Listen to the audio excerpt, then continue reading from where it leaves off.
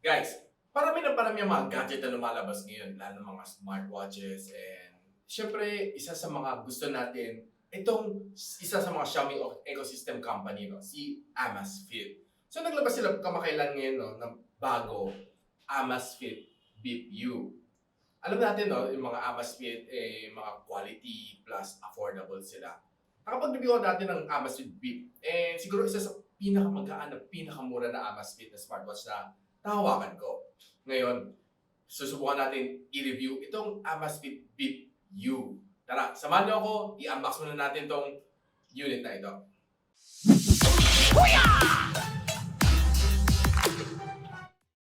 Ako nga pala si Richmond and welcome back to my channel. Kung hindi pa kayo nakasubscribe sa aking channel, ano pa inaantay ninyo? Click that subscribe button now. Sinabi ko sa inyo kanina, ang dami nagsila pa sa mga smartwatches dito sa ating market. May mga mahal, may mga mura, and ito siguro masasabi ko so, nasa tamang presyo lang. No? Sabi ko na sa inyo kung magkano ito. No? 3,999 pesos ito sa official store ng Amazfit sa Shopee. Pwede nyo silipin, popost ko yung link below para makita ninyo. Then, tara, i-unbox muna natin bago sa lahat. Okay guys, so right now we're going to unbox our Amazfit BIP U. It sports a new packaging. Unlike the previous one, which wherein you need to open a square box. Right now, it's something somewhat similar to that from the Mi Band and the Mi Band series. So let's check. Let's quickly check the specs. So it has a 1.43 large color display. It has 60 sports mode, then blood oxygen saturation measurement, which is SpO2. Then you have a 9-day battery life, which is what I'm looking for. 31 grams, pretty lightweight. 5 ATM water resistant, probably maybe 50-meter deep. Then sleep quality monitoring and personal activity intelligence. So let's just open it. Pretty new packaging from Amazfit. Okay, so yeah, upon opening, you can see that we have this small pouch, which probably is the manuals. And yes, it's the manuals. Okay, user guide. Then we have here the charger. Let's see if it's something new. Okay, so it's pretty new. The old one is a whole square base when you need to put the whole back. This one, it's probably more similar to that of the Mi Band 5. By the way, Amazfit is the maker of the world's #1 wearable, the Mi Band series. Then the other side, definitely it's a USB Type A. Let's just simply whip it out, and yes, it's a USB Type A. All right. And down to the last one, of course, it's the watch itself, packed pretty properly, and just need to peel this off and see what's inside. We have the black color here, by the way. So yun guys, na-unbox na natin ang Amazfit BIP U. Nakita natin no, yung box niya kakaiba. Hindi siya katulad ng mga dati laging kwadrado yung box niya. Pagbukas mo, elegante. Ngayon medyo siguro iniba niya, medyo nagpareho sa Mi Band 5 na box. Medyo mas mataba ng konti, si Mi Band mas pahaba. Nakita natin, ang ganda ng watch. Yung masasabi ko yung strap niya, no, parang nag-improve ang kanyang quality over the years. Siguro 2 years ago na Amazfit BIP, no? Pero ito, masasabi ko siya, parang mas gumanda yung strap niya, no? Hindi na tulad dati, parang mas magaspang dati, ngayon mas madulas. Then, makita natin yung square niya, medyo may pagka-curve, no? Hindi siya flat na flat yung ano niya, medyo may pagka-umbok siya. Makita natin, actually hindi natin makita sa camera, pero dito sa actual, makita natin medyo curve siya konti, no?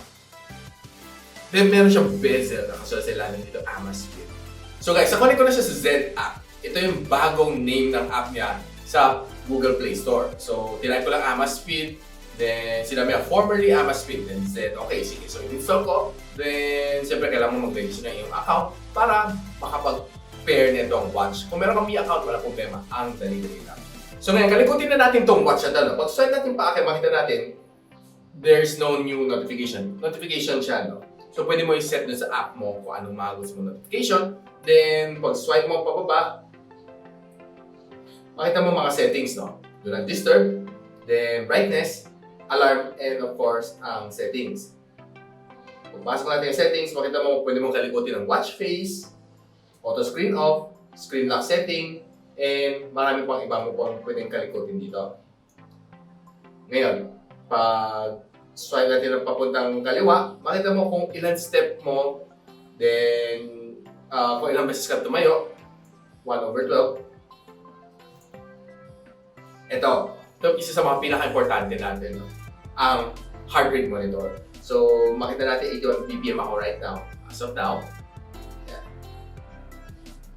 Then, ito, PAI. So, ang goal ng PAI is 100. No? Ito is 7 days activity mo. Para masasabi na siya kung healthy ba ang lifestyle mo o hindi. Then, siguro kung nakita mo medyo mababa, alam mo na, medyo kailangan mo mag-adjust konti sa iyong lifestyle. Siguro kailangan mo gumalaw-galaw konti, more, or maglakad-lakad pa konti para maging healthy ang katawan mo. Alam naman natin ngayon, ng pandemic tayo, no? So lahat kaya nasa bahay. So definitely, paupo lang tayo, panonood na ng YouTube, panonood na ng Netflix, papindot-pindot na ng cellphone, hindi tayo gumagalaw. Ang daliri lang natin gumagalaw, ang mga punga natin sa kakakwento. Tulad ko. Dito lang. Then, further swiping, makita mo ang weather app. Ito, no, isa sa mga pinaka-importante dito, pag lumalabas ako, lagi ako tumitingin muna sa weather kung ano nga ba ang weather report nitong app na ito. Then, of course, syempre meron tayong music player. Normally dati mga ganun kamura, walang mga music player. Pero ito sinama na, ginapak na rin niya. So, masasabi ko siya, uy, okay. Pwede may control ang music player sa phone mo. So, pag pinun natin sa gilid sa menu button, makita natin may mga activity call ka, PAI, heart rate, sleep monitoring, no? Then, workout mode. Tinati ko ano mga workout nila. Ang dami daw. Meron over 60, no? Running, treadmill, cycling, walking, swimming, rope skipping, yoga. Yan. Ang dami. Elliptical trainer, badminton, blah blah, and more dance. Ang dami. Ang dami mo pwedeng gawin na sports dito sa Amazfit BIP U. So makita mo yung mga workout history mo, no? Then, andito rin ang SpO2, no? Hindi siya police, no? SpO1, SpO2, hindi siya police. SpO2 meaning nito, yung blood oxygen sa loob ng iyong dugo. So, makita mo kung ilang percent ang oxygen sa loob ng dugo mo, kung healthy ka ba o hindi. Ito ang monitoring natin, no? Then, makita mo ang stress monitoring mo. Then, meron na rin siyang breathing exercise. Diba? Halos kompleto. Ito ang para sa babae, no? Kung kailan kayo mag-menstruation, very, very nice. No? Kung wala kayong menstruation, kung lalaki kayo at napipiling gusto nyo menstruation, pwede rin. Ito, ilagay mo ang menstruation cycle ng iyong girlfriend, iyong asawa, para alam nyo kung kailan sila maninit ang ulo. Tip ko lang sa inyo yan. Para alerto kayo na, uy, meron siya. Baka pumutok ang bulkan. Then may alarm siya, settings, and more. So mga more niya, it's more of mga weather, music, countdown, and mga, ano lang, mga, uy, pwede ba siya maging camera remote? So pwede kayo maglagay sa, sa tripod, nakaharap sa inyo, pang group shot, then pipindot mo itong camera remote, click, si-shutter siya. Galing, no? Yung mga technology ngayon. Imagine, lahat to nasa wrist mo lang. Okay. So ngayon, since nakakonect na siya sa aking app, pakita ko lang sa inyo rundown, no? Anong meron nga ba sa app at ano nga pwede mong kalikutin sa app nito. So ito nakasuot na sa aking wrist. Very, very light siya, no? Ang gaan. Sobrang, sabi siya, mas compared sa Amazfit BIP na first version, magaan siya. Parang halos kasing gaan ng Mi Band 5, no? Sabi sa inyo.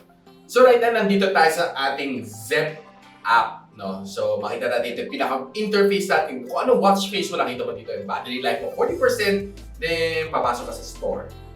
No? So, pagpasok mo sa store, makita mo mga watch face na pwede mo pilihan. Ang dami nito.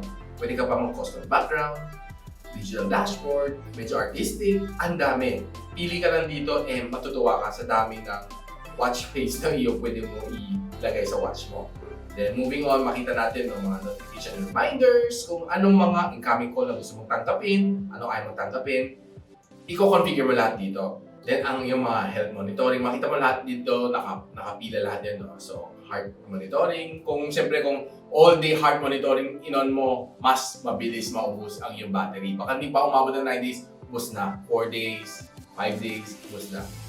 Then, siyempre, pag-on mo rin ng sleep assistant, Importante ito, no? Para alam mo kung ilang oras ka natutulog bawat gabi. Then, stress monitor ito. Mas I suggest i-on nyo lang ito. Stress monitor ba? Alam mo gaano kakakapag. Iba pang mga makikita mo dito, fine watch, kung discoverable yung watch mo, then, ang dami. No?